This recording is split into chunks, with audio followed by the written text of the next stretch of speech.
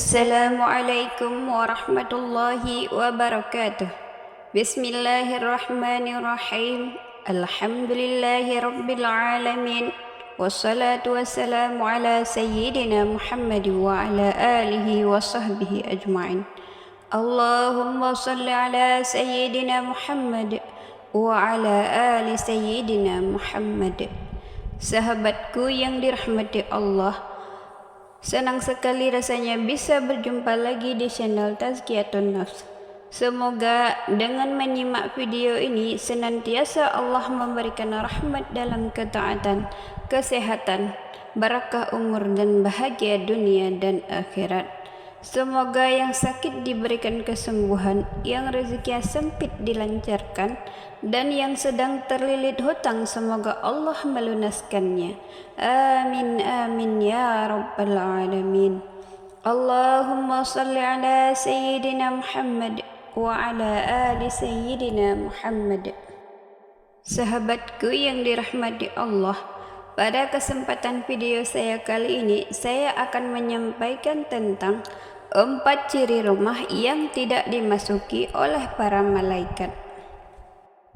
Rumah yang menjadi hunian dan tempat bernaung tentunya diharapkan menjadi bangunan yang senantiasa mendapat rahmat dan karunia daripada Allah Subhanahu wa Ta'ala.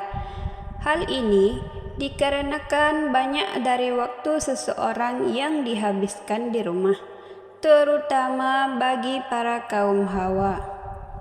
Apabila rumah dimasuki malaikat yang membawa kebaikan, maka malaikat akan selalu mendoakan kebaikan dan turut memohon ampunan terhadap dosa-dosa penghuni rumah. Alangkah senangnya jika rumah kita dapat disambangi oleh para malaikat. Namun, terdapat juga rumah yang tidak dimasuki oleh para malaikat. Seperti apa ciri-ciri rumah tersebut? Mari kita simak videonya berikut ini. Yang pertama, rumah yang dipasangi gambar dan patung. Gambar yang dipasang di dinding atau patung yang dipajang menghalangi masuknya malaikat ke dalam rumah.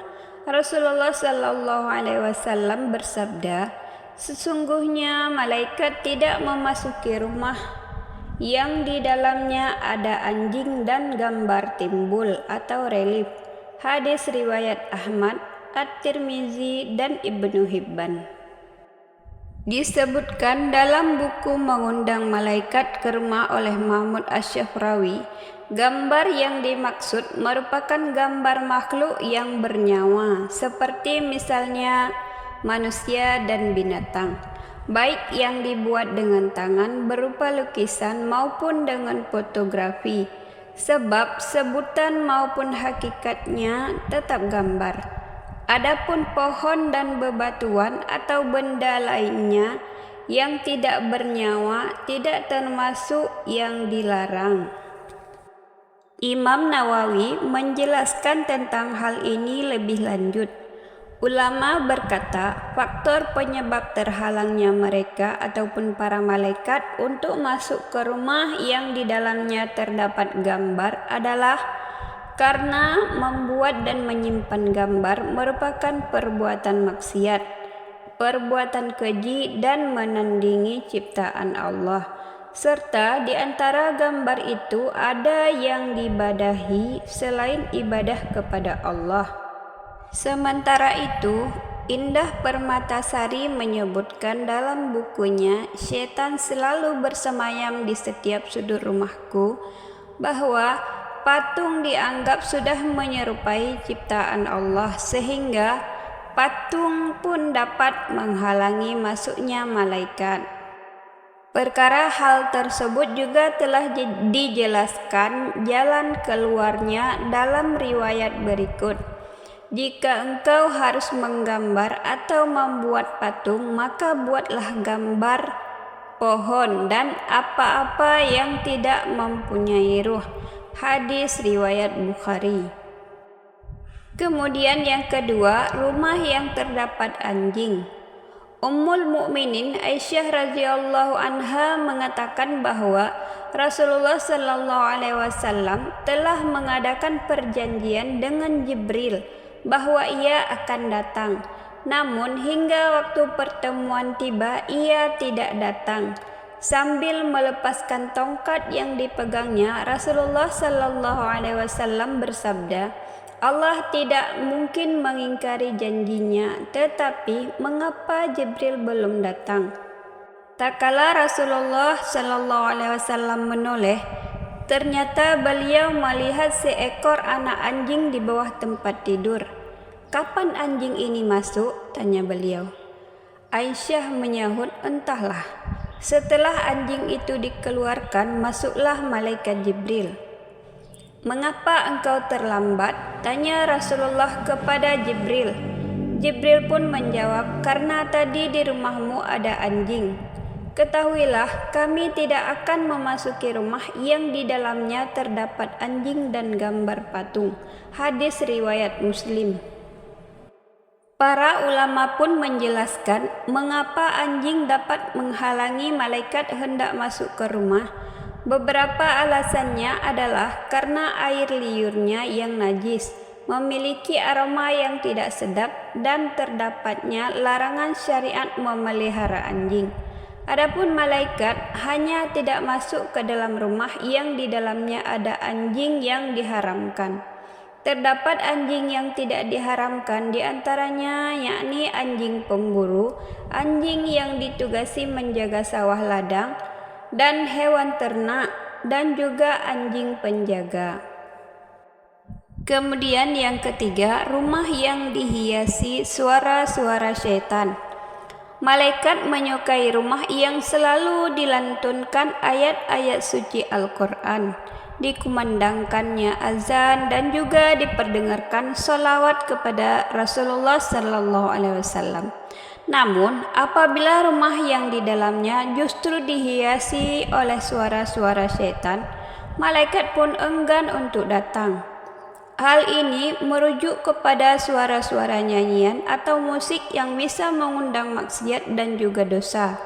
Allah Subhanahu wa taala telah berfirman dalam Al-Qur'an Surat Al-Isra ayat 64 tentang syaitan dengan segala tipu dayanya terhadap manusia.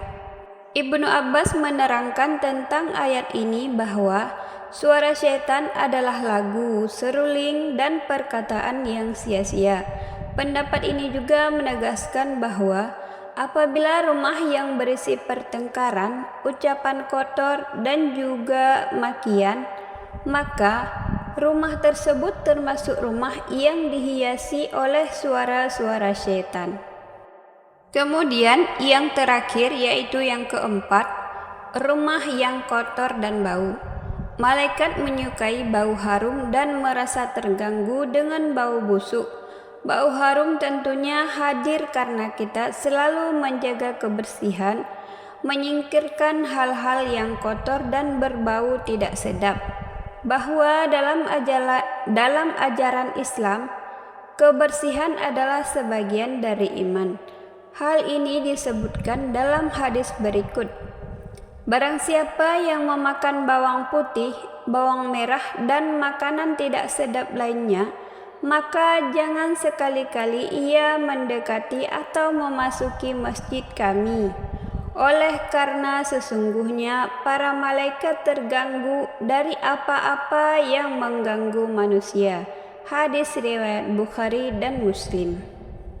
Oleh karena itu, apabila rumah yang kotor dipenuhi debu, kotoran yang menempel dan juga berbau tidak sedap, maka rumah tersebut tidak akan dimasuki oleh malaikat.